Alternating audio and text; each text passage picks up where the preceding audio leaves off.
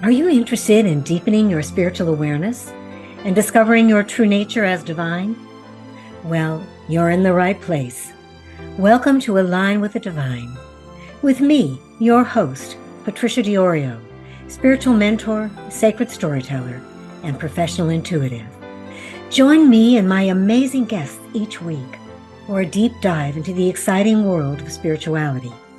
Align with the Divine will inspire you to embrace your innate power to create your reality. It will motivate you to move past your limited thinking, release your subconscious programming, and show you how to live in the present moment with clarity and focus. Get involved with the show. Send your email to patricia@patriciadiorio.com. This is Align with the Divine. Well, hello, everyone. Welcome to Align with the Divine podcast. I'm Patricia Diorio, your host, and I love my work because every week I have the opportunity to interview amazing people who are also in alignment, if you will, with the theme of this show, which is being aligned with our true self, being aligned with our essential self, our higher self, call it what you will. You can use a lot of different names for it, but I think you know what I'm talking about. Today, my guest is a healer and an author of an amazing book that's always fascinated me. The name of the book is, I want to be sure I get it correct here, Wired for God, Adventures of a Jewish Yogi. And she has the most wonderful stories to share with you. I think you're going to love Dani Antman. You know, spirituality is coming to the fore today, people.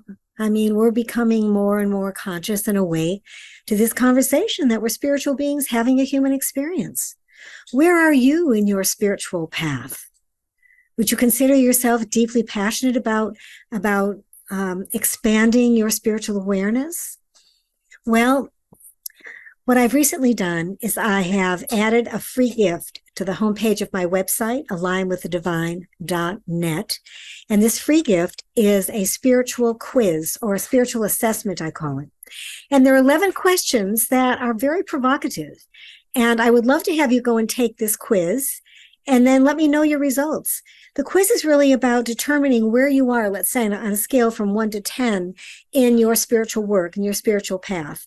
And I think the questions will give you a lot of information about where you are right now and where perhaps you might be interested in going. And, you know, if you'd like to share your results with me, I would be happy to give you a complimentary session and a mini tarot reading, and we can talk about it and see perhaps if I might be able to help you to deepen your spiritual awareness. But now I'd like to share more about Dani Antman. Dani Antman. She has been on the forefront of energy medicine and healing since 1992. She graduated from the Barbara Brennan School of Healing. And today she has a one-on-one healing and counseling practice in Santa Barbara, California, which is where I am, and also works via phone and online with clients all over the world. She has a great vitae here. Forgive me for reading, but I'm not going to memorize here. I want to share with you about her. She was a senior teacher at the School for Non-Dual Healing and Awakening for more than 9 years. She has led workshops at the Esalen Institute, La Casa de Maria, and the Lionheart Institute for Transpersonal Energy Healing. She's certified in somatic experiencing, which is a gentle body-based method used to heal the symptoms of trauma and post-traumatic stress disorder, PTSD. And her spiritual path has emerged from 3 traditions: the yogic science, Kundalini science, and Jewish mystical Kabbalah, which fascinates me. And in her awakening journey, she has persevered through a challenging 12 years Kundalini process, experiencing many physical, emotional, and mental trials.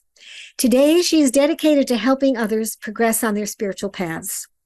Dani is the author of Wired for God, Adventures of a Jewish Yogi, a spiritual memoir of healing and awakening. And it's a wonderful book. I highly recommend it. So I think you're going to be delighted with this conversation we're going to have today with Dani Antman. So thanks for joining us today, whether you're listening, riding a bike, driving your car, or whether you're actually seeing us in video, either on my website or on YouTube. So thanks for showing up today, and we're going to have a good conversation. Well, Dani, I am so delighted to have you on the show today. And you know what? I remember we were trying to get you on the Get Conscious Now show right before COVID hit, and everything just fell apart, and the show fell. So I thought, so as we have been in communication over these past few days, I've come up to all those old emails that we were sending back and forth during that time. So it took a while, but you're here on my show. Timing's always perfect, right? Time is always perfect. Divine timing is not necessarily my timing. You know, you have a very prolific background in so many things, but I really, you know how today it's kind of popular to say, what's your why? What's your why? Why are you doing what you're doing now? I really, if you could kind of capsulize why you are a healer and a teacher, and uh, you're not a reverend. Are you a reverend? Yeah, I'm a reverend. Yep. Yes, you are. That's right. That's right. You are a reverend, of course. Yep. And everything that you've done with the Kabbalah and with the more esoteric aspects of healing and spirituality, this is not for the everyday person, you know, listening to. So I'm just wondering how you got into it, and whether you can do that in a concise couple of minutes Capsule.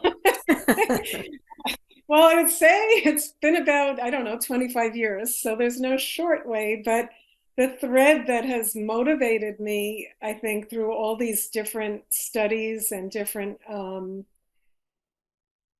classes that I've taken and different ways to work with people to heal is it started, of course, with healing myself, and then seeing other people, the potential open up in other people to awaken to who they truly are. And to me, that's interwoven with personal healing. There's no awakening without healing in my book, and healing and awakening kind of go hand in hand. And I think it's the only game in town, and that's what's motivated me. And over the years, excuse me one second. The only game in town is awakening to who we truly are. Yeah. Yeah. Yeah. And over the years, everything kind of goes through that lens for me. So if it's not aligned with that larger purpose, it seems to fall away, including friendships and marriages and other things. But it really has been a myopic focus these past 25, 30 years. And it's not something that I had predetermined in my life. I was going along as a freelance artist in New York City, and it just kind of popped into my life at a time of transition and change, where I started to study with Barbara Brennan many years ago.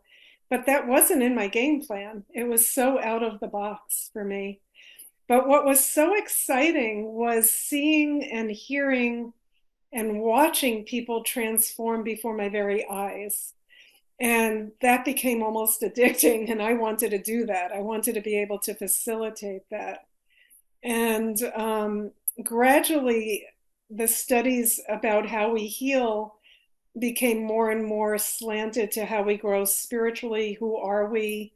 You know, what is it? What is God, if you could ever define that, which we really can't. But what is awakening? And I think you're also very passionate about what awakening is. I am.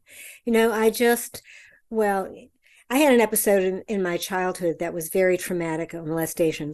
And without getting into details of that, it just put me on the path to find God. Because I was told as a good little Catholic girl that, you know, I was a bad girl and mortal sins and all of that stuff, like Bruce Lipton says, we get programmed with all this stuff when we're very young. So I have been seeking God my whole life. And it's like there's been a belief, you know, and there's been a belief around it and a lot of conversations around it. But now I am, with this work that I'm doing, the word work, I'm coming into a knowing of that.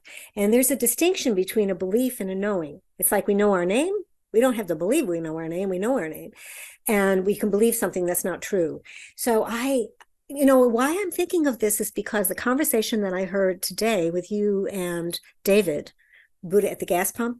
Rick Archer. Buddha at the gas pump. Yeah. And we were talking about enlightenment, saying that, um, well, you were talking about enlightenment like it's popular to say that we're already enlightened, but it upsets people because they don't behave that way. And, you were talking about that. Yeah, Yeah. I'd like to ask you about that. What's your opinion about that? Because I think we are God. We certainly are, but to realize it, it has to be a known experience. It can't be just words. It has to be something that is um, manifest within you. And there's many different ways of talking about that.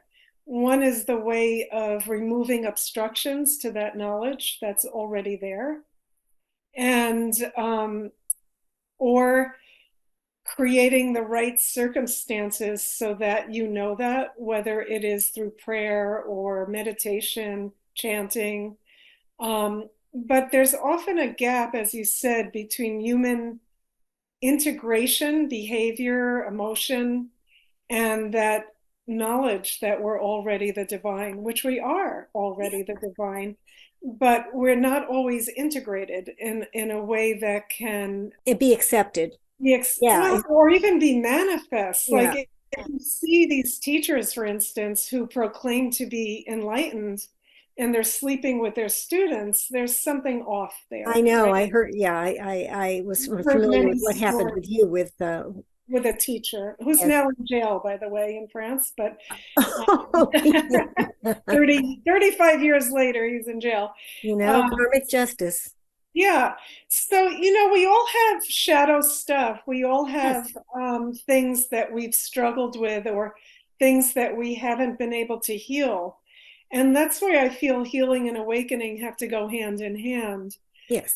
A lot of the people I work with are deeply on a spiritual path. And they also grew up with tremendous trauma in their life.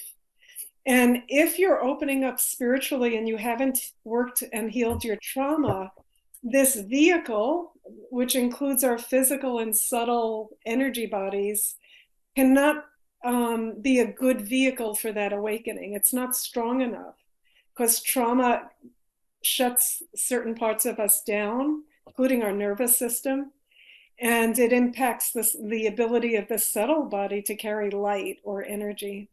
That's very, very interesting. And I think that's very true. And, I still feel like I'm healing my trauma. Even though I'm so deeply involved in my own spiritual path and this work, I mean, the vehicle that I'm working with right now is the word work. Um, I know that I've got a lot of boulders I need to drop yet, and yet the feeling of the knowing of it is there. And it's almost like it was a confirmation of what I perhaps as a child, even coming into this lifetime, I always knew. Right. I always And it's knew. great to have that baseline awareness again, so that that when you go to these traumatic places, it's not really who you are, but it needs attention and love and caring and gentleness, and it needs our awareness. Awareness is so key. I heard a quote. Oh, who was the quote? Oh gosh, it was consciousness. It was on consciousness. The essence of consciousness.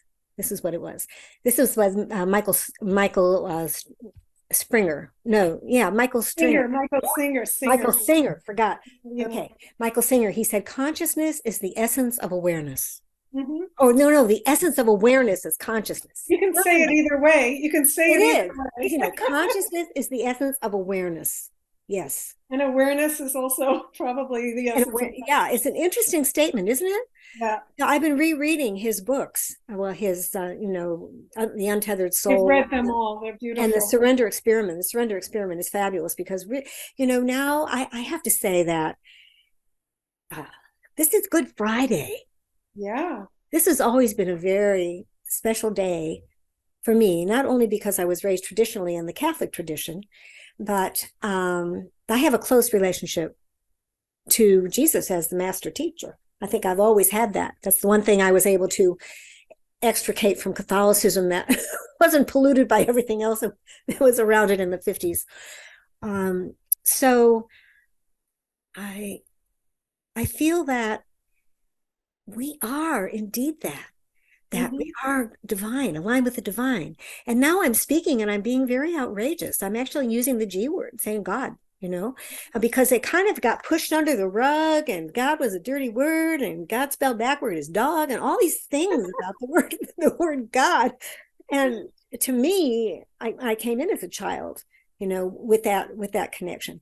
Anyway, I guess I'm happy to hear you say, Dani, that we already are enlightened, but we already are enlightened, and where we are now in our human experience and everything that needs to happen, the trauma, Right. the subconscious programming and all of that, people are going through that, but what do you think of where we are right now in the times? I want to ask you that because you're such a spiritually awake woman. Where do you think, what is your opinion of where we are right now with the COVID? Well, we're really polarized on this planet. I mean, it's really obvious. It doesn't take an awakened person to see the polarizations in No. this world. But as far as I know from all the people I speak to and my own understanding, is that the polarization is meant to eventually lead us to a better place. That if we can, as humanity, learn to work with the darkness without creating more polarization, Yeah. which means really finding the place in our hearts that can hold opposites without splitting. And that's also a principle of all the Kabbalistic studies I've done. Mm.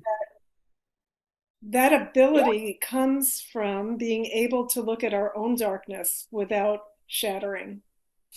And as an individual, when we can do that, we lend our ripple of beingness to the global consciousness. The global consciousness, yeah. Yeah. It's really about being the witness, being this was downloaded when I was in the midst of a meditation at Vipassana, and it was 4 o'clock in the morning, and I was in the bathroom heading out to the meditation hall, and this download came. True magic lies in the eye of the witness. Mm. And I've thought about that all these years. And when you think about it, it really comes true. The healing happens when we can witness what's going on. I think that's the start, but then the closer you go towards what we call enlightenment or unity conscious, um, everything is us. The witness, there's some separation still. There's a witness and then there's a reality. When you go towards unitive consciousness, everything is you. And that means you can't project on the outer world all your stuff. Everything in the outer world is you.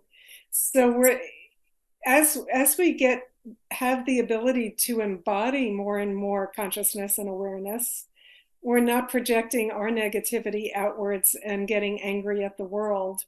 We have to work it from inside out, and then we have more space for the world as us, and then there's no conflict. That's a really interesting perspective. And um, that true magic lies in the eye of the witness or the observer. We hear a lot about the observer. It does imply separation yet. Yeah, people say there aren't stages, but I have found there are There stages. are stages, yeah. The dirty word in my circles was always there's no such thing as purification because you are already enlightened. I've been through like 15 years of purification plus, still going. And it's not that we're not pure, it's not about that. It's just that all the things that we've adopted as false self gets brought up.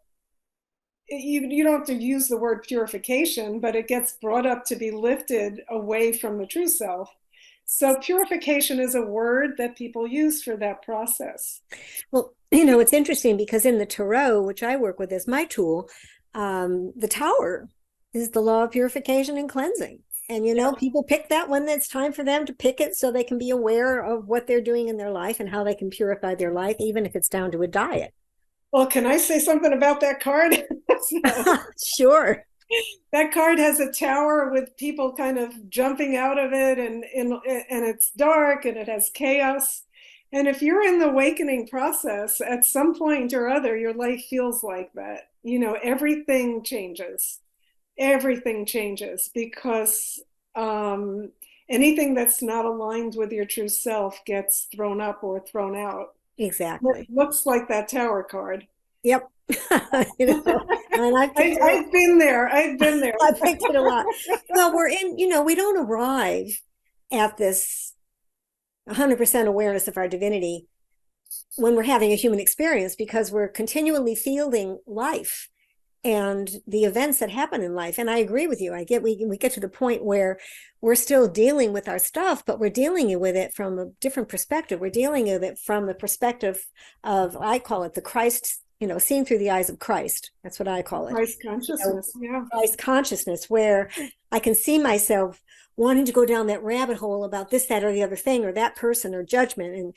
And I become so aware of when I judge, when I'm in my fear, when I'm criticizing someone, and observe my thinking like that. And we're so programmed. Quickly, but the quicker you can do it, the less you act out, right? The quicker you can do it, the less you act out. That's right. So we're in an exciting time. And if I can just share with you, my perspective of where we are right now is in alignment with Bruce Lipton's, who said that, this is a funny story. I heard him on a webinar after the whole COVID thing and everyone was wearing masks and distancing and all of that.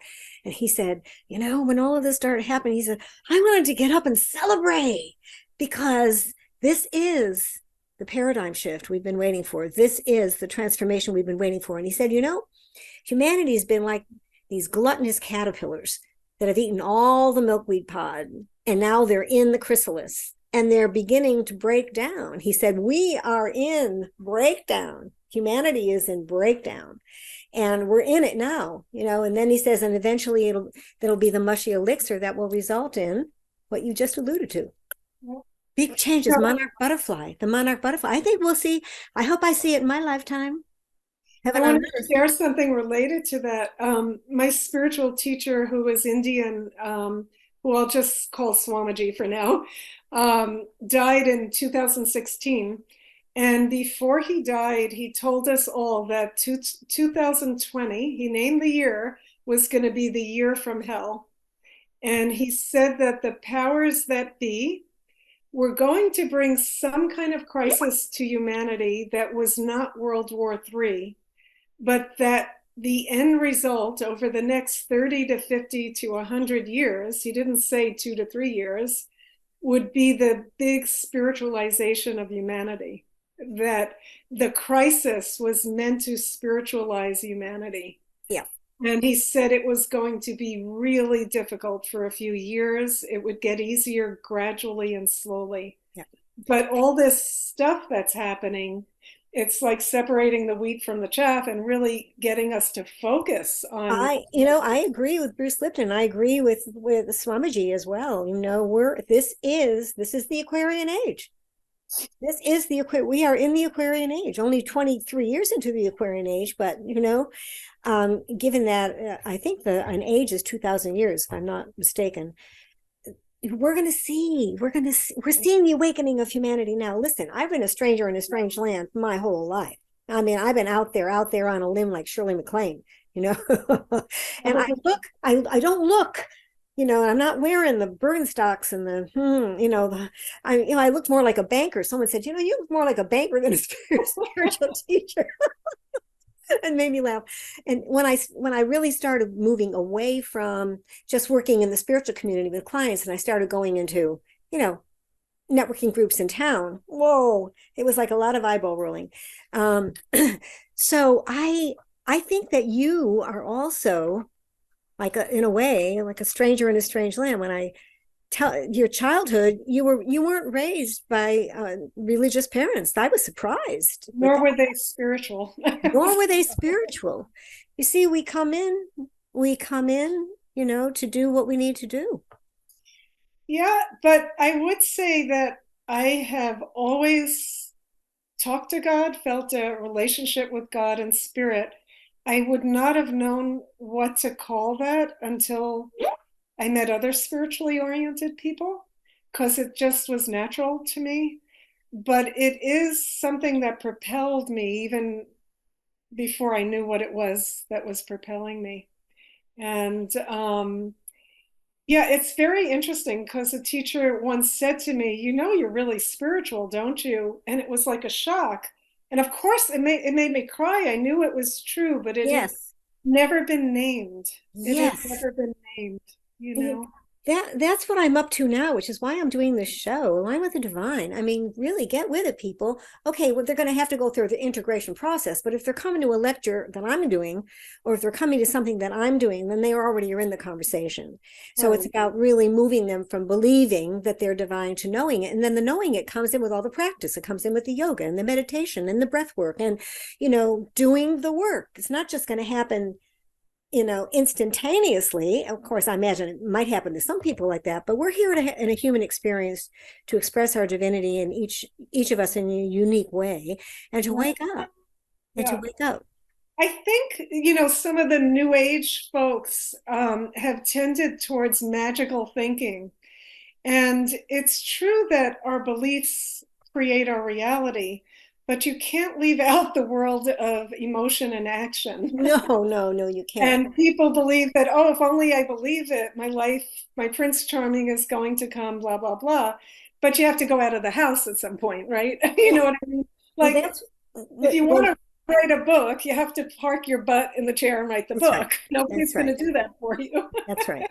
When I watched The Secret many years ago, I remember I was in the house on the Mesa, and I was sitting in my living room and I was watching The Secret, and I was actually getting angry. Yeah. I was getting angry because I'm saying, this is such half truth. It's a Half of the truth. misinformation. It's a misinformation. You can't just do a nice vision board and just expect it to happen. You have got to do the work. You've got to do the plumbing. You've got to go down into that box of garbage and pull up all of your stuff that you've been plugged into. I'd love to have you check out the book, I Am the Word. I mean, really check it out I know because his work. I'm familiar with it. it really addresses what they can call boulders and stuff. But it's like everything that I've been learning and reading and my whole life, and all of a sudden it's right here in these books. It's so beautifully expressed. So anyway, it's about ascension. The books are about ascension while you're in the body, and we're talking physiological, palpable Yeah, that's what I'm ascension. about. Yeah. Yeah, great, But great. it's interesting that you use the word boulder because what I have found is sometimes the deeper you go and the more work you've done, the patterns that come up feel like boulders. You think, oh, I've been doing work for 25 years on myself. But what's coming up is the deepest level of false identification that you've inherited, sometimes from your culture, your lineage, your parents. But they're things that you don't even realize you're identified with until some person gets you angry and you're defending some part of yourself that you're actually not even attached to, but it's ingrained in you, you know? It comes out as a personality trait that you don't even know is there until it's triggered. And I think our daily life is perfect for bringing up those triggers. Yeah, I have a teacher. I have a major teacher in my life. He's now 92 years old, and I met him when he was 85, and we were romantically involved for about 6 months. And he has been the greatest teacher for me around relationship. We stopped being romantic after 6 months, after he freaked out on his sailboat when we were in the middle of the Mediterranean. Meaning that he was an angry guy. I attracted another one, except I did it in the middle of Mediterranean, where I didn't know A whether little I was scary, a little scary. anyway, getting That's to the when you point. pray to God. He has been such a teacher in that he has pushed my buttons like no man has ever pushed my buttons. And I have learned 8 years with him now. Oh, this is my 8th year, that especially going into senility, and he's got a really memory problem and all that, you know, I was always taking it personally. I was always getting triggered. It was terrible.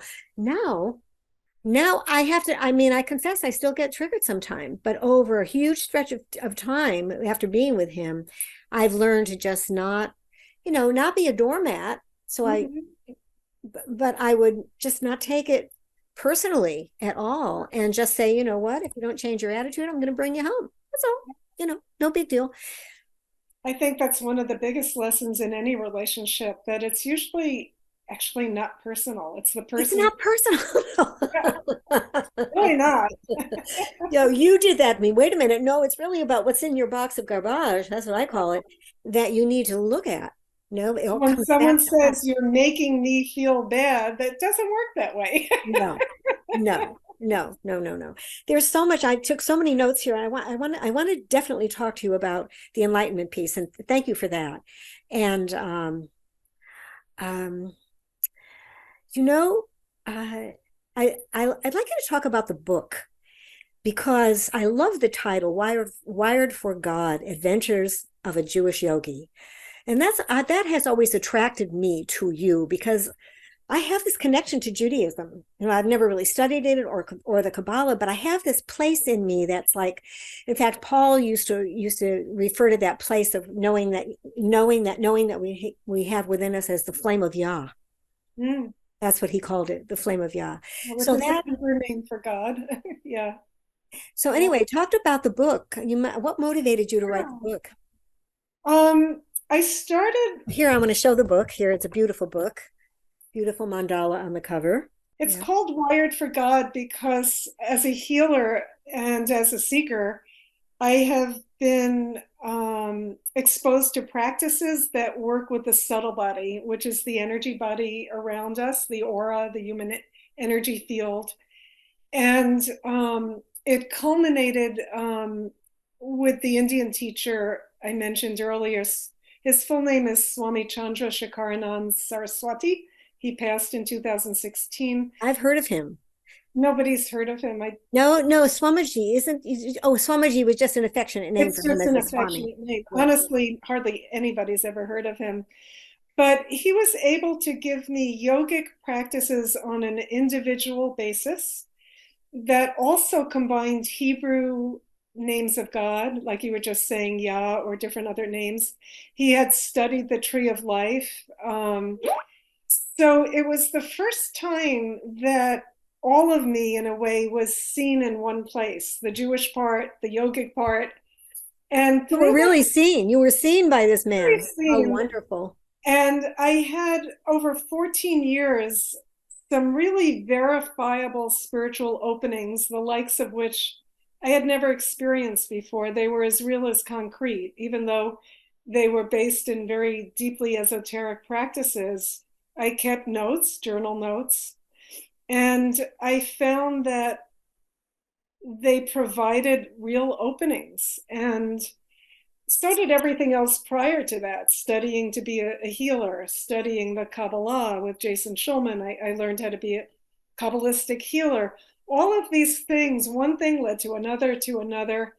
And I wanted to write the story to show what persistence can bring you with a one-pointed focus on the spiritual path, because it didn't bring immediate ease, but it kept evolving. I had disillusionment. My marriage, oh, look at your cat. I love cats. I'm a cat person.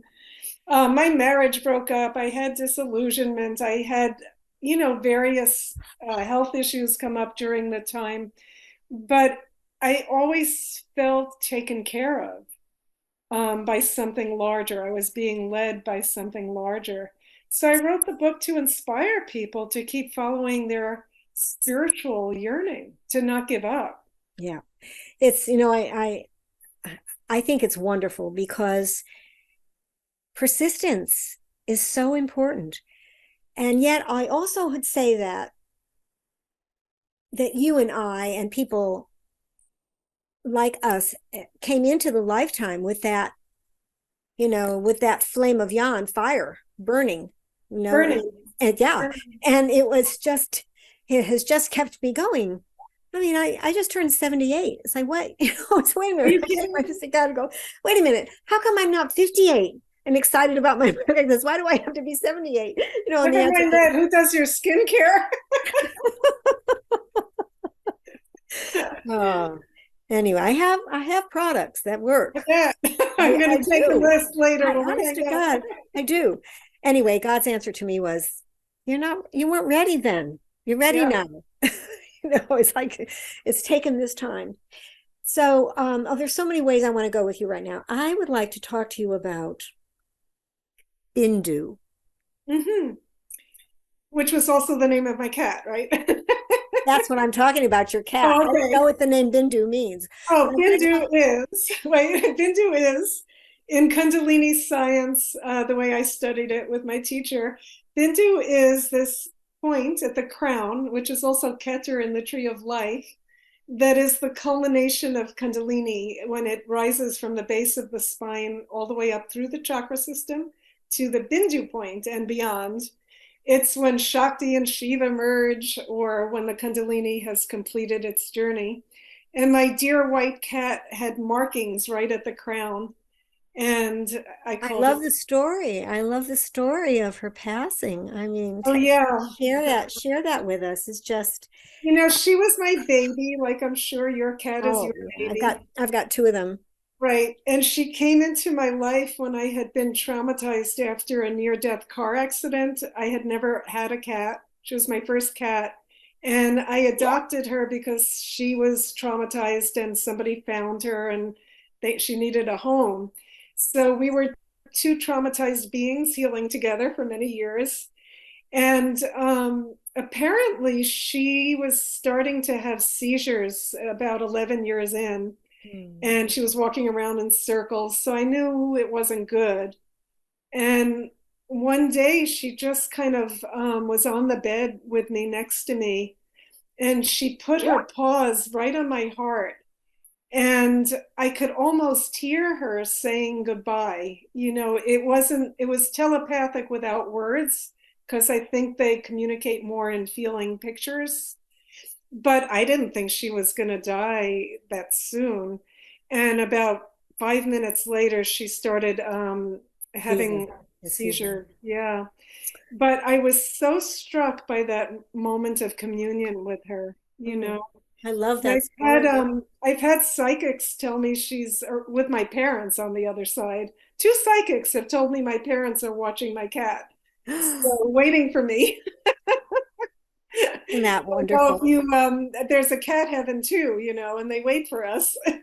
I don't know who it was. I can't remember the author now, but he wrote a book about after we die, and I can't remember his background, but if I remembered it, you probably know about it. Anyway, what he said was that every animal that we ever loved was on the other side. Yeah. I'm hoping And I'd love to see her again. yeah. Right now I have a feral cat outside with no benefits. I can't even touch him. Oh, that's too bad. Well, do you think if you got a cat, an inside cat, he would hurt it? Uh, well, he doesn't come in, so I don't think he could hurt it, but they'd probably howl at each other. You know, I you never mean, yeah, know. yeah, they would. But, They you would. know, I want to say something about the near-death experience. Yes, please. As you know, I've been involved with Santa Barbara IANS, the Institute for Yes. Near-Death Studies, for since I've gotten here. I don't know, what is it, 8, 10 years already. So I've heard so many near-death stories. Mine was atypical in that I had a car accident and it was on an icy road in New Jersey. And When was this? oh, 2009 maybe, I forget. It was a while back. And I was unconscious immediately. So the last thing I remember was gripping the wheel. The next thing I remember is the car was 100 yards into a field off the road. I had no memory of how it got there. And there was a man in my car. And before I even was aware of him, what I was aware of was I was way above my body in the most peaceful state, total peace, peace that I have never felt before. I was conscious and aware of being peaceful. And there was no consciousness of personality, Dani, nowhere to go, nothing to do, just existence, peace itself. Sounds like enlightenment, except it was a car accident, right? And then at a certain point, I'm aware of a body in the car, which was mine. And the body was laughing and talking to somebody, but there was no one in my car when I started in the morning driving, right? I wasn't with anybody. So that got me a little concerned. And the next thing I knew, it was snap, and I was in my body. And there was a man next to me, and he said, "Don't move. You've been in a car accident." And it made no sense. I said, "What do you mean I've been in a car accident?" He said, "Look at your car." The car was totaled, completely totaled. He said, "I was driving in the opposite direction and I saw your car go off the road, flip 3 times in the air. It went between 2 telephone poles and over a fire hydrant into a field." I had no memory of it, none. And he said, "The ambulance is on the way, don't move." They cut me out of the car, they got me in the ambulance, I got to the hospital. One scratch and a concussion, nothing. No airbag went off, nothing. So talk about that. I Yeah. was not in a tunnel of light, but that was a turning point in that for 3 or 4 months, I had no identification with Dani. There was just, I went back home, got a cat, did my job, but it was like I didn't know it's like I was acting as a puppet within the body of Dani. And it enabled me to decide I didn't want to live in New Jersey. I was going to move to California. I felt so free to create any life I wanted to create. I could have done anything from that place of no Dani. It's so interesting. We're fettered by all these images of what should be. And even though I didn't see the tunnel and God didn't tell me to go back, I didn't know I had a near death experience till I came to Santa Barbara, went to the group with William Peters and Dr. Quacko and Barbara. And I realized, oh my God, that's what happened to me. I had a near death experience because everything changed. And it often takes people 10 years to even talk about something like that before Wow. they even get it. Yeah, it's amazing. Well, I think that this is Spirit's way of showing us the truth, so that we can be so inspired by what we experience that our life has changed forever. I want to share about. I don't think this was a near death experience, and I don't think that um, uh, it would be considered such. But for me, it was a near death experience. I was 3 months into the Word book, and I was just drinking it in. I was loving it. And there was a whole section they were talking about death, and they were talking about all the different types of death and all. And at the time I was doing my television show, we had celebrated 2 years of doing the show. So we had a big party downtown, and I just felt that I wanted to move my television show globally. And this was in 2000 and, well, 2013, 14. And this image came to me that I needed to get my show out globally. And I brought it up to them, and they said, "Oh yeah, you should do it." And I'm thinking, yeah, I should do it. It's going to take millions of dollars and a lot of people. And how am I going to do that? So I had a lot of skepticism about it. So I went in and I asked the guides from the book. They call themselves Melchizedek. I call them Mel. In fact, this little skull here that's usually by me this is Mel. Say hello to Mel. This is Melchizedek. And I said, "So if I'm supposed to do this, then I want a sign and make it a good one. Make it a good one." So that was Thursday night. Sunday morning, I was headed to LA. I belonged to a group of women down there, and we were going to a meeting. It was 8 o'clock in the morning. I was on the freeway by Carpinteria. I was doing about 70 in the fast lane, and I had my phone. And it was before I had the phone. You're able to hear I had no sound. So I looked down for a split second. Uh-oh. And my car veered off the road onto the shoulder, but I panicked. So I did this. And my car went once, these are complete revolutions. Once, twice. The third time the car was turning, I was exactly in the middle of the freeway, pointed north, and the traffic was coming on me imminently. And I completely relaxed, and I said to myself, "Oh, I'm going to drop the body now. Okay." And I just completely relaxed, no struggle, just completely relaxed. And then I found myself where I started, except my car was pointing north in the shoulder of the fast lane going south. So my car ended up like almost where it started from, but the car was going. Well, I sat there. I didn't know whether I was on the other side or what had happened. I was in a state of shock. Somebody saw the whole thing. The fellow saw a big black truck was across the street, and he hurried out of his truck and he came over to me and he helped me out of the car, and I collapsed in his arms. And this is what he said. He said, "Veo un milagro." I saw a miracle. That's what he said, "Veo un milagro."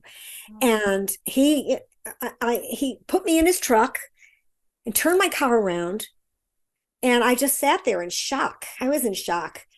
Nobody And hit the car. Nobody hit the car on the freeway. no, nothing, no scratch, nothing. So I took his name and information. I went to see him with a bottle of wine the next week, and I said, "I know what I felt, but I want to know what you saw." He said, "Your car spun twice across the freeway, and the third time you were in the middle of the freeway and the traffic was coming right on top of you." He says, "But they had, because of where you're positioned, they had just enough room to go on either side of you, and nobody stopped. It was like that." He said, "But what blew my mind most of all was the expression on your face in the car." He said, "There was no struggling, there was no screaming. You were just totally sitting there with this Peaceful, peaceful. peaceful expression on your face." And that just blew me away. So I Can thought, I add one more thing to mine? Because I forgot this little piece. yes, About a week later, I went to the tow, wherever they towed my totaled car, because I all my personal belongings were in there still, and I wanted to get them out. And the car was totaled. There was glass everywhere. Everything from the back was in the front. In pristine condition was my address book, open to the page of my teacher's photo. And I open the car passenger side, and my teacher's eyes are blazing, staring out at me. Not touched. The book had like clean space around it. There's glass everywhere else. And, you got to say somebody protected you. Somebody somebody protected protected you. Absolutely. Well, you know what happened then? I said to the guys, I said, "Okay, so this had to have been a sign." I would think. Yeah, it was the sign. Be careful So, what you ask for. this is what they said to me: "There's a part two coming." I went, "A part two?" But they said, "Have no fear, have no fear." So 2 weeks later, I'm online and I'm actually ordering the cream I use, and I'm trying to get onto this website, getting onto this website, and I kept on getting thrown off to another page. I couldn't understand what the heck was going on. So I finally, in frustration, scrolled down to the bottom of the page, and this is what I read: Patricia A. obituary, died February 14th, 2015, my 70th birthday, the day the book came into my life. Died February 14th, 2015. And I looked at that. My name is Patricia A. and my birthday is my 70th birthday was then. I looked at that. Oh There my was a God. woman named Patricia A. from Tewksbury, Massachusetts, who died on my birthday.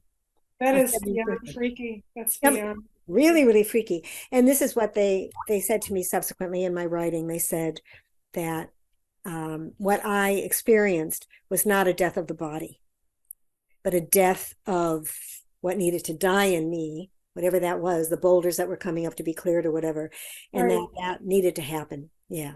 Yeah, So and I called it after that a total reset, yeah, a complete reboot, a a complete reset. reboot. I think mine was a reboot too. Yeah, Yeah. Well, it's so interesting. I love talking to you. We should really get together and have lunch. I think we should. I like to do that. Okay, what else? I want to talk about. Um, I know this is kind of going back there, but I'm fascinated with Barbara Brennan's work. And do you know Don? Do you know Christina Kramer? In You know town, her? sure. Yeah, We were she's there at the same time, as well as our Michael Singer, not the author, Michael Singer, ah and Madeline. I just forgot her last name. Was there also? She's a psychotherapist in town. So there's oh 4 or 5 of us here. wow, that's amazing. She worked for NASA, didn't she? She did. She just died recently, unfortunately, a few months back. Yeah. How old was she? I think she was in her 80s already. Yeah. She was Yeah. in And her she 80s. was absolutely brilliant, really. the fact that she could take what she saw, she was the most clairvoyant person I have ever met in my life. Wow. And the fact that she could take what she saw and teach people how to open up is, well, that was really her gift. The first thing she said to me is really funny. She said, Dani, you're doing great. You're really fine. Your aura looks fine. But if you want to do this work, you're going to have to look at your relationship with your mother. That was healing step number one. Wow. Wow. What kind of relationship did you have with your mother? It was mixed. So I don't even want to revisit that one now, but let's just say Okay. it was mixed. I knew I was loved. I was never abused, but she was often difficult. So yeah, Hmm. Hmm. as many of us had, I'm sure. Yeah, we all have it. We're having a human experience. The irony of it is we're perfect beings having in an imperfect world. And my problem growing up as a child that was molested and not remembering anything is that I I strove to be perfect. You know, I wrote a speech called Confessions of a Perfectionist, because we're never going to do it here. Right. Never going to do it here. We just have to need to surrender to the fact that we're in this third dimensional reality. Oh, I wanted to ask you this. I just interviewed Pamela Osley. Do you know Pamela? Yeah. Sure. Yeah, yeah, yeah. And we talked about parallel. Oh yeah, I saw her talk at IANS actually. Parallel Yeah. world. Yeah. Yes, parallel realities. What do you Yeah. think about that? I just had an experience of it that was so weird. Really? You tell. Yes. I have a Facebook friend named Ishtar, and we met once in person, but we're not close, daily friends. And he told me in an online message that he had a dream that we were on the beach next to a cave. There was a fire, there was a party, and I had a gift for him for his trip. The week before that, a whole week before that, I was at a birthday party at the beach on Hendry's Beach next to that little cave when you walk to the I know right. exactly where that is. And there was a fire. I was with friends. Exact description. How did he pick that up in the context of his own dream when it happened a week before for me? And he reports that back a week later. That has to be the intersection of parallel realities. How does that happen? Yeah. It's yeah, It was so much we so don't know. exact. So exact. Yes. I loved her story of I heard her speak. I think I don't remember where it was, but anyway, she spoke about her. I think she was at Unity. She spoke about her father's death and how she went back home on the I East didn't Coast, hear this story, I don't think. and she walked into the hospital room, and all the families around the bed, and she said, "My father looked really like he was imminently going to leave. He was like just not with it at all." And so she said, "No, I'm not going to accept this reality. I want him to live. I'm not ready for him to go yet." So she worked with it. She worked with seeing him healed and whole and alive and all of that. And also, when she walked in the room, she saw her grandfather, Hmm. her father's father, was in Waiting the for room, her, waiting. waiting. Yeah, and the mother too. She saw that, but she just made the decision that she did not want him to go. So she worked with it, and it's about visualization and focus and like that, doing all the spiritual tools that we have. And he was like that for 3 days. The third day they went in there, he was sitting up in bed, bright-eyed and bushy-tailed. The family was all around him. He was like totally fine, totally fine. The doctors were like stunned. And then he said, "You're not going to believe this. I had this dream where my father and mother were there." They were there. They were Yeah, waiting for him. of course. You know, When did he die? When did he die then? he died 2 years later. 2 years later. Two Wow. years later. So whatever the malady was, it wasn't something that was, a condition that was going to take him out very soon. But it Yeah, happened for two her years. prayer intervened. Their prayers, they intervened somehow. Yeah. So I think we're just scratching the scratch of what's available to us now. And I'm really excited about being alive in this time. I think we chose to come in. You came in 10 years after I did. I came in right after the war in 45. I call myself a drop that preceded the tidal wave of baby boomers. Yeah. Yeah. Because You you're the know, you're the first year of the boomer. yeah. And we're all moving towards this multidimensionality. And what I've noticed is if you could ask even whatever average Joe on the street if they've ever had an experience they can't explain, I would say 98% of people have had an experience they can't explain. They just don't ever tell anybody. No, you want to hear a great story? I'm fascinated with noetic science, and so I get their information, and they did a seminar in collaboration with a group, a spiritual group, study group or spiritual group in England. I forgot what the name is. It's a big name. So noetic science and this big group were coming together, and it was I think it was like from 8 in the morning until noon, and they had quantum physicists and academics and fellows at Harvard and MIT and all these Berkeley and all these places. They had 20 talks, and most of them were men who were dyed-in-the-wool physicists, scientists, you know, and what they were doing is coming out of the closet after all these years, and they were telling the events that happened to them when they were younger that could not be explained by science, and that they couldn't even tell a colleague about it or anyone about it because they would be cast out of school. So they brushed it under the rug, and each one of them shared their story that now, of course, they understand is was true. And And the other, physics will be able to prove this stuff. It's all physics has already given us insights into no time, no space, I right? know physics, and Pamela was telling me the other day that she's been given insight to a new physics beyond quantum physics, Mm. beyond quantum physics. Yikes! Just think about that. And quantum physics is barely known today, but I've always been interested in it from the standpoint of it being the wind under the wings of understanding something about spirituality, so that that Absolutely. everything is energy and Right. everything's vibration, everything is frequency. Somebody sent me And nothing is solid. and nothing is solid. This table, when you look at it under a dark field microscope, is empty space, and all this empty space is filled. Deepak Chopra calls subatomic particles the stuff of creation.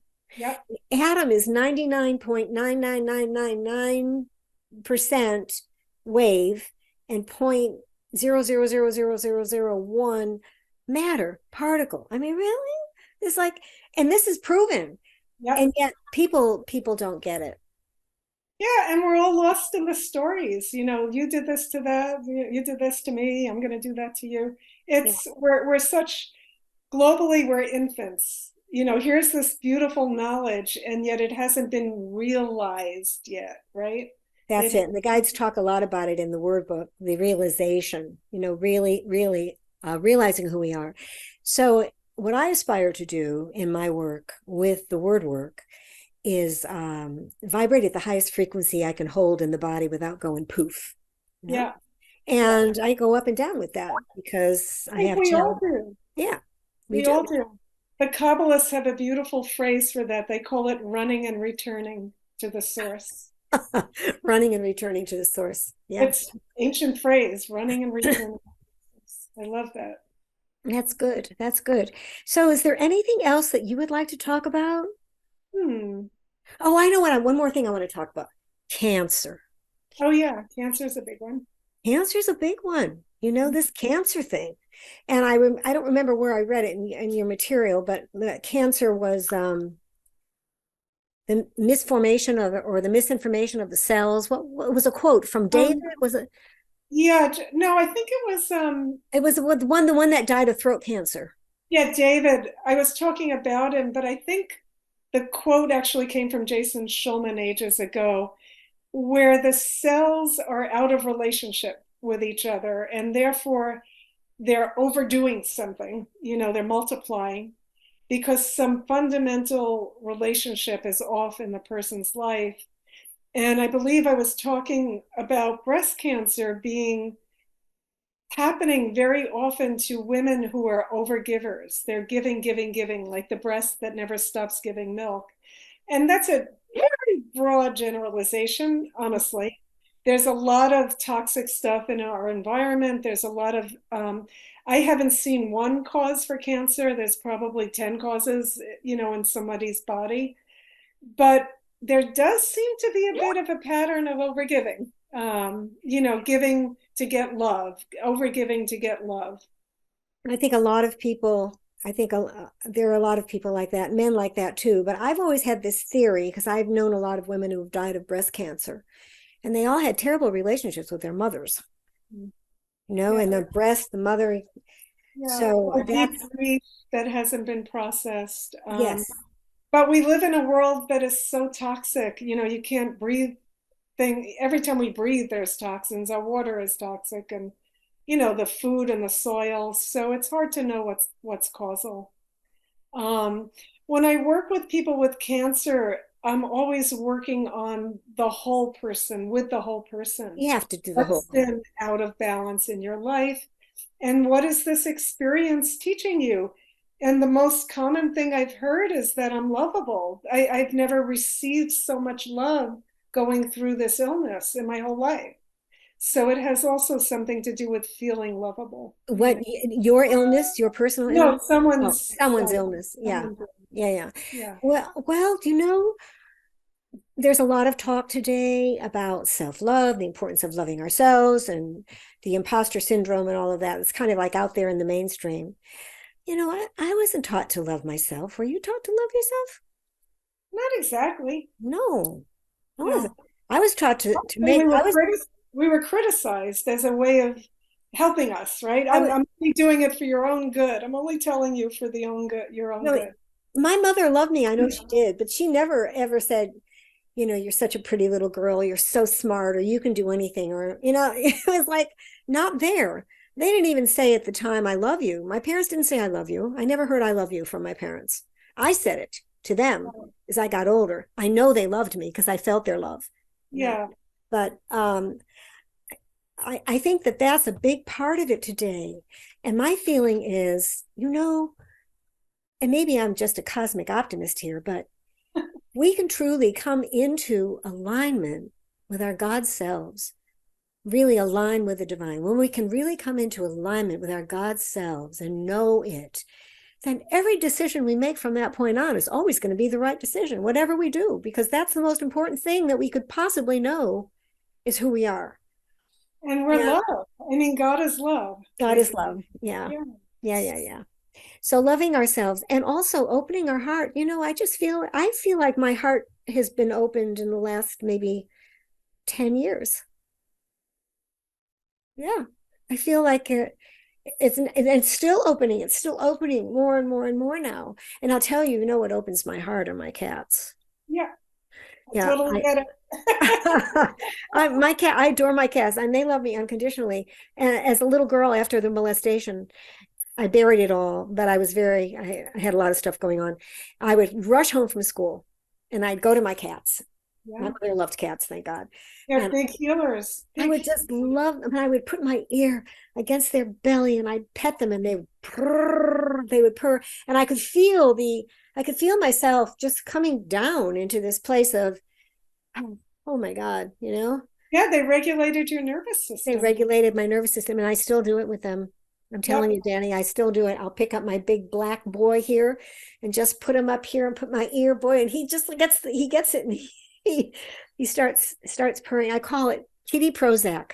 Yep. I borrow my friends' cats now. Why don't you get a cat? I just haven't been ready for the responsibility at the moment, so I have my outdoor cat. Do you So travel a lot? I was until COVID, and I hope to again. Yeah. Yeah. Well, I love Zoom. I love being able to do my work on Zoom. It's easy. It's easy. And all those years of television and everything that went into the television, the crew and the lights and the set and all the work, it was so much work. And it was all volunteer. So this is a piece of cake. I just love this. I have a microphone here. I'm sitting with my water. My cat's over there. I'm looking at the ocean. I mean, really. Yeah. So I would just say to people who are listening that it doesn't have to look like anybody else's spiritual path, but that there's a really deep longing in your soul to express that divinity in some way. It could be through piano, it could be through beauty, it could be through gardening. And that's the way your soul finds God. right. That's right. Yeah. Well, the awakening is happening, and we're a witness to it. The paradigm shift. We're in the middle of the paradigm shift, and the monarch butterfly will happen. And I would love to be here, but if I'm not, I'm going to be where I'm going to observe it anyway, most likely. And let's talk about death. Today is Good Friday, and the day that Jesus was crucified. I'm so sad about the way that it turned out, where he wasn't seen by those that took him out, That and couldn't see, by those that couldn't see. they just couldn't see him. And then they took the whole thing, and Christianity made it into a religion of crucifixion and suffering and like that. But I love the story of him rising from the tomb, the rock, Mm-hmm. and all of that. And let's talk about death. What is your rhetoric on death? Well, changing of the clothes, dropping the skin sack and going towards that, that which we really are without this suit. Without the suit, the mask, and the meat suit. It's a continuum of life, really. I don't personally believe that we end at death because I know we don't, We from don't. Yeah. yeah. Yeah. But it's also been interesting through the near-death studies to understand that when people get sent back, when they don't physically die, it's because they still have something to complete here on Earth. And what that has taught me is that we are here for a purpose, Mm-hmm. and our lives in this human skin sack really matter. And we're here to be part of a matrix where our presence influences everybody around us. Right. And we can't know how many people we're influencing. I Right. don't know who's going to hear this talk and have a spark of something, right? You don't know that. Mm-mm. And it's so interesting that there is a greater consciousness that knows that we're here for the time we're here in this play to play our part. And then when we're not, we get to join our soul group, our light being friends, our ascended master friends, and we're in another situation. But consciousness is the same. Nothing changes when the body drops. No, no, yeah. Consciousness is the ground of all being, as Amit Goswami says, and there's a quantum physicist that's spiritually conscious. I don't know if you've ever heard of him, Amit I think Goswami. so, but I don't know him. I've He's the heard one that that said consciousness is the ground of all being. Um, it was something else I wanted to talk to you about. Now it slipped my mind. having a Oh, you purpose. told me about your death experience, and I told you about mine. Mine wasn't a near-death experience, but essentially it was an Feels like it experience of was. Yeah, facing death. I was like, and I wasn't afraid at all. I don't have a fear of death, but I confess if I have a fear, it's being in a body that's suffering mhm. physically. I don't want to do that. Nobody wants to feel pain. And yet, Michael Singer says um, pain is the key to freedom. Mm. Like, and the Buddha said, pain is inevitable, suffering is optional. So pain is a part of the human experience. We've all had it. But one of the things that I love about Michael Singer is he says, when there's a situation that's painful, whether it's mentally, emotionally, or physical, mental, emotional, or physical, to simply be with it, Accept. accept it, and be with it, and let it just pass through, because it's the resistance to not feeling the pain, and I've got to take the pill or do this or that, which really creates the suffering. That's the basis of all the healing work, really. It can be summed up in that nutshell. Yeah, Be amazing. willing to experience what's happening now. Well, in a way, I so admire you and the work you're doing. In a way, I'm a little jealous of the fact that you can heal people and see the effects of your healing. Where when I work with my clients, I can see the effects of the changes that they go through if I work with them ongoingly, but it's not quite the same as, working with a person who's been given a death sentence of cancer in 6 months and being able to turn that around. I mean, that must be such a gratifying feeling. Yeah, I actually haven't seen a lot of that, particularly in my own practice. I'm not working as much in that way. What I see is the person transforms. Their way of working with what is transforms. Sometimes physical healing happens, sometimes it doesn't. Um, the person transforms, and that's what's most gratifying. The person transforms, and when our perception changes, the world changes. And the person Yeah, transforms, the world changes. And when, yeah, we're in a different place. It's yeah. not the way. It's not the what is it? Wayne Dyer said it.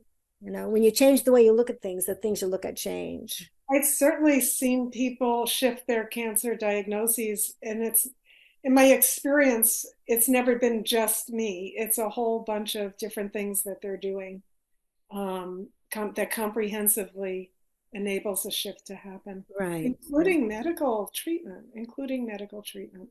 I think there needs to be an integrated approach to medicine. It can't be Yeah, just complementary and it can't be just allopathic. It's like the that's how doctors I need look to at get it it. together, and it's happening. There's not Yeah, a lot written now about integrative medicine, and yeah. there's a lot written too based on my research on spirituality in business. There's an organization that I receive documents from, where these people are doing their theses on, bringing spirituality into the workplace. So I think it's all happening. It's all happening. It's happening on every level. And as we awaken, we're going to see more and more of this, and humanity going through the changes. The children that are coming in today, the babies that are coming in today from conscious parents who raise them to know that they're divine beings and that they're unlimited in their potential, and they can be at this dance party called Earth and master their fear and having a great time. I think that's where we're headed. We're going to see it, heaven on earth. I've also met many children that are coming in, they already see auras and they already understand energy and colors, and they're a lot smarter than their parents in terms of how they view, the larger picture sometimes. I want to take a moment and share with you about my granddaughter, Isabella Rose DiOrio. Hmm. She would always say, "My name means beautiful gold, rose of gold, Isabella Rose DiOrio." She was diagnosed as a child with bipolar, and it was a misdiagnosis. Hmm. And what was really going on with her was Asperger's. Hmm. And she was a phenomenal artist. I mean, incredible, incredible artist. It, and she was just accepted at Otis School of Art and Design with a full scholarship. And she had a blood clot between her lung and her heart. I mean, her lung and her brain, an embolism, you know. And we rushed her to the hospital. She was 19 years old. 2 weeks later, we had to put her on hospice. Did you know that she I passed? know that she passed. Yeah, I Yeah, remember. I I think guess I it was. wrote you. Yeah, Yeah, I think so too. Yeah. yeah. That was the most unbelievable experience in my life. Talk about pain, though. To have that, yeah, to be there at her deathbed and to see her take her last breath. But we were working with a psychic in Switzerland at the time, a woman by the name of Sabrina, that is the spiritual teacher of my son's girlfriend. And she said that Jim and Bella had a contract coming in, that he would really be there for her because she was misdiagnosed and went through a lot of medicine that really messed her up. But he was like with her, like you would not believe. They had the most unbelievable relationship that I've ever seen a parent and child have, Mm. because her mother moved up to Seattle and remarried. Although she saw her mother a couple of times a year, it wasn't like being with my son every day, who was a phenomenal parent. And she never really felt that she was good enough. Mm. I think so. My sense is that she had to realize that she had to come to this realization that she was very talented and fabulous, and even though we told her that all the time, she really didn't get it. And I think when she got it, and it was maybe getting that scholarship at Otis, that she just, her soul said, okay, you came here, this is what you came here for, and now it's time to go. And So poignant. It's so poignant. I'm sure you think about her all the time. oh, I do think I have pictures of her over here. She was incredible. Yep, she was an amazing young woman. What I want to tell you about her, oh, this woman in Switzerland, the psychic, was actually working with Bella. Mm-hmm. Right? She was actually seeing Bella. And because Bella would still have these breakdowns, these emotional breakdowns where she just lost her cool and was struggling with that. And of course, that's a part of the whole Asperger's thing, you know. So she said that when Bella went into a coma, that her soul left pretty much and went to these astral hospitals where they were working with her. Mm. And they actually brought her down to see her body after she had the stroke, to show her that that's how she would be living. Yeah. And she made the conscious choice not to come back into the body. Yeah. I don't blame her. Yeah. Interesting. So 19 years old. My biggest heartache is not even Bella's death, because I know she's happy and doing her art on the other side, but it's my son. That is the biggest heartache for me, is to see him, continually in pain around it. And that's the hardest thing for me. About maybe 15 years ago, I had a dream, and it was so disturbing, this dream, that I actually went to see a therapist or somebody. I went to see a spiritual counselor or somebody, because I was just obsessed by this dream that I had. And my son was sitting in like a barber's chair, like that kind of a chair, and his head was back, and he was screaming and screaming and screaming, and his face was all distorted in this pain, and screaming and screaming. I never told him about that dream because it frightened me so much, but I forgot about it. And then when Bella died, that's what he did. Yeah. This is it. This was it. This was his pain. Nothing could be worse than that pain. Yeah. Anyway, but he did a book with all of her artwork. It's beautiful. Let's get together for lunch, and I'll bring the book and show you. I think you will really appreciate it, being an artist yourself. And he started a foundation, the Bella D'Orio Foundation, for autistic artists. Beautiful. Yeah. Yeah. So this is it's an interesting conversation. Well, this has been wonderful. Yep. Have you enjoyed it? We'll get together again. Yes. Kindred souls are always a pleasure. Kindred souls, and we are indeed kindred souls. I was thinking that today, as I was going through your data, and I just appreciate this. And you'll come on again. We'll do this again. This is my television show, moving my television show online. And you know what? Here I am, bringing my work out globally. There you go. That's what they told me I would do. Not leaving the couch. What? Not even leaving the couch. It just makes it so good. Yeah. It's great because, I'm not where I used to be as far as traveling and going and doing. And I would rather just do it from here. None of us are. Yeah. That's what COVID changed. That's what COVID changed. I love being home with my cats. Yep. I live in Summerlin. I love living in Summerlin. Yeah. Where do you live? I'm in Santa Barbara on the west side, downtown on the west side. Downtown on the west side. Yeah. Well, let's have lunch. Yeah. And why don't we close this? All right, because they'll edit all of this out. Yeah. I'll close with this. So, Dani, it's been a delight to have you on the show. I've thoroughly enjoyed our conversations. And thank you for letting me do a lot of sharing too, because I love that, that opportunity to have a real conversation. If you had one pearl of wisdom that you would like to leave with our listeners and viewers, what would that be? Just go for the joy in your life. Go for joy. That's the highest vibration, joy and love, wherever you find it. Beautiful. That's a beautiful note to close on. So thank you very much, and we'll do this again. Yes, I can't wait. Thank you. Yes, can't wait.